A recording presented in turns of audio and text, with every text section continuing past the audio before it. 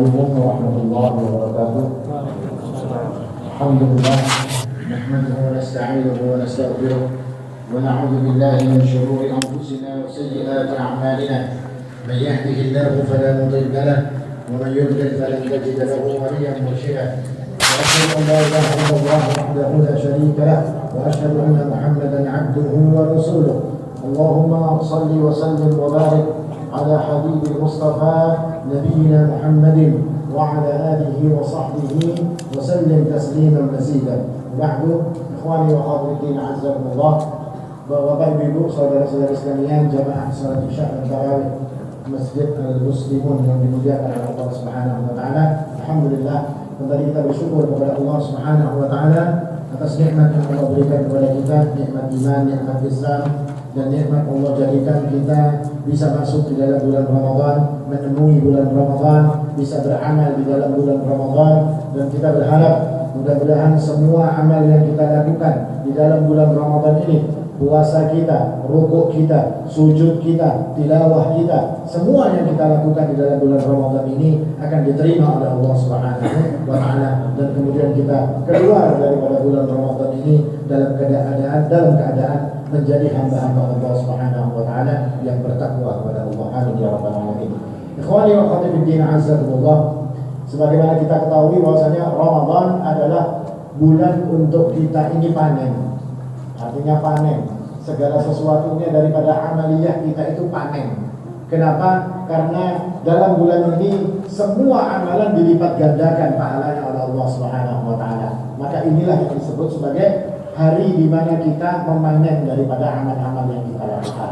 Dan di antara amal-amal yang kita lakukan sebagai bentuk panen kita, dan jangan sampai ini tertinggal ketika kita masuk di dalam bulan Ramadan, para ulama menjelaskan ada beberapa amal. Di antara amal itu yang paling utama, yang paling pertama adalah qiraatul Quran, membaca Al-Quran serta menghatamkan Al-Quran. Ini perkara yang utama di dalam bulan Ramadan. Makanya salafus saleh dulu kalau sudah masuk di dalam bulan Ramadan, mereka tidak mau lagi ngisi kajian. Imam Malik itu bukunya disimpan di rumah, tidak mau ngisi kajian. Padahal muridnya Imam Malik, kalau Imam Malik mengadakan kajian di Masjid Nabawi, itu muridnya ribuan, sampai halus kelihatan Imam Malik tadi.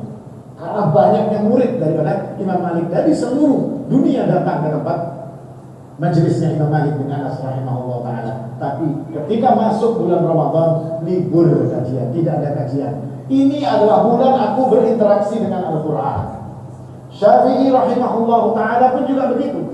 Bahkan dikatakan beliau sampai berpuluh-puluh kali menghatamkan Al-Quran di dalam bulan Ramadan. Kenapa? Karena memang bulan Ramadan adalah bulan Al-Quran. Pian kalau melihat di Al-Quran, ayat yang berbicara tentang Ramadan itu tidak Allah jadikan masalah puasa. Allah ketika berfirman, kutiba alaikumus shiyam kama kutiba alal ladzina min qablikum, dan seterusnya. Diwajibkan atas kamu berpuasa. Apa maksudnya? Puasa apa ini? Puasa Ramadan. Tapi tidak dikatakan bulannya di dalam ayat tersebut oleh Allah Subhanahu wa taala. Tapi ketika Allah mengatakan tentang turunnya Al-Quran, Allah sebut bulan Ramadan. Apa kata Allah? Syahrul Ramadan alladzi unzila fihi Al-Quran. Bulan Ramadan di mana diturunkannya Al-Quran.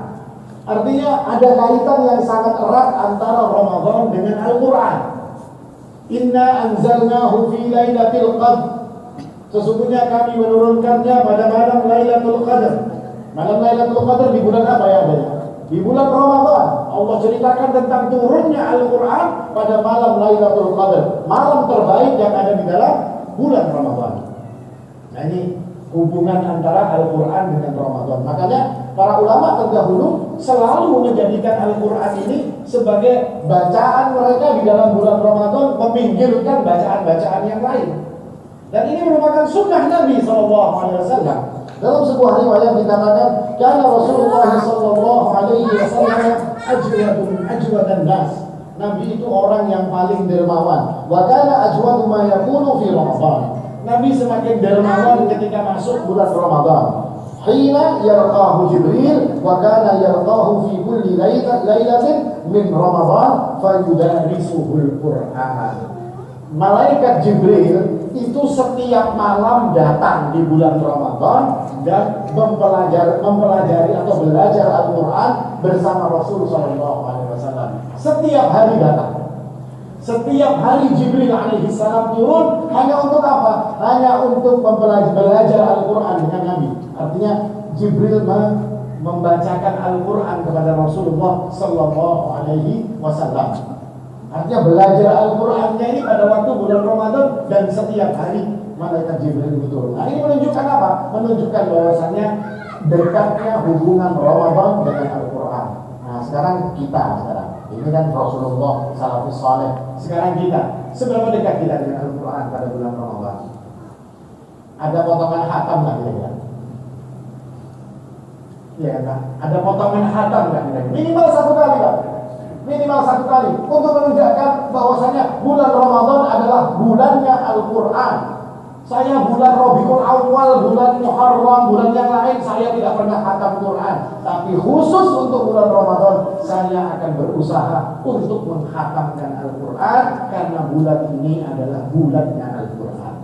Nah, ini untuk kita. Jadi seberapa jauh kita berhubungan dengan Al-Quran seperti apa? Minimal 1 kali Pak, minimal di bulan Ramadan ini. Minimal kita khatam 1 kali. Lebih daripada 1 kali, Masya Allah, itu sangat bagus sekali. Karena salafus soleh dulu kalau sudah 10 hari terakhir itu ada yang 2 hari sekali khatam. Ada yang digawinya sudah baca Al-Quran dari pagi ketemu pagi.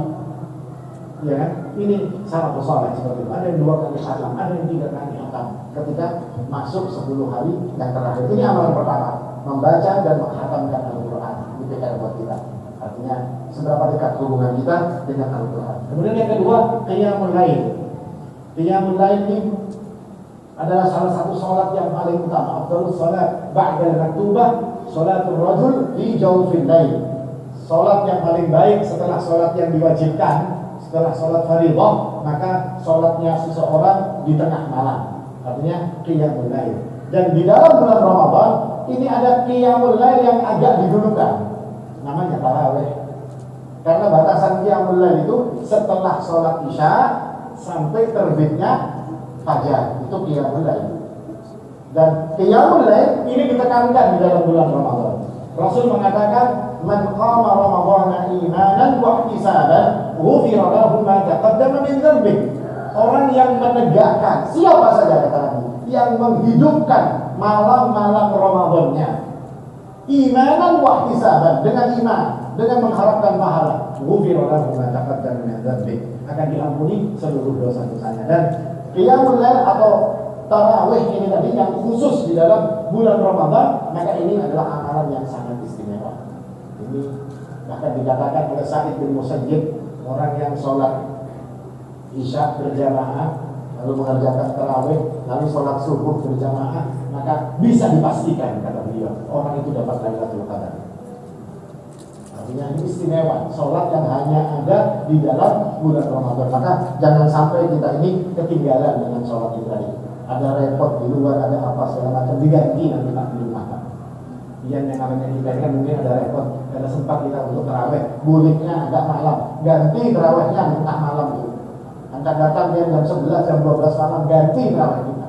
Karena itu bentuk menghidupkan Ramadan kita dengan qiyamul lail.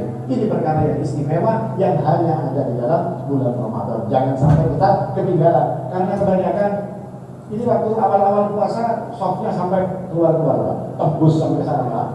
Sampai di lapangan-lapangan sana hibah, ya Pak. Tapi kalau sudah mendekati habisnya Ramadan, malah softnya tambah sedikit. Yang kalau di Saudi Arabia sana di Mekah, kalau sudah mendekati Idul Fitri itu malah manusianya jutaan, banyak.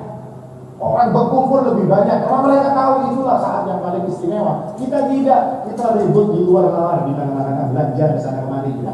Nah ini PR-nya buat kita istiqomah untuk menegakkan malam Ramadan kita minimal dengan sholat tarawih yang kita kerjakan. Kemudian yang ketiga, amalan yang ada di dalam bulan Ramadan yakni jangan lupa banyak-banyak berdoa di dalam bulan Ramadan.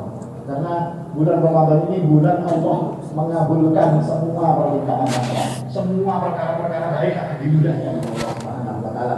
Dan ada saat-saat yang istimewa di dalam bulan Ramadan ini. Di antara saat istimewa kita berdoa adalah sebelum kita ini berbuka puasa, karena disebutkan dalam hadis salafatun la turaddu da'watahum.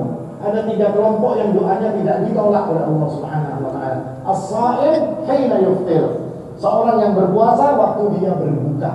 Jadi buka puasa ini saat istimewa untuk kita mengajukan semua permintaan kita kepada Allah Subhanahu wa taala. Bulan Ramadan ini Allah paling royal dalam urusan mengabulkan doa hamba.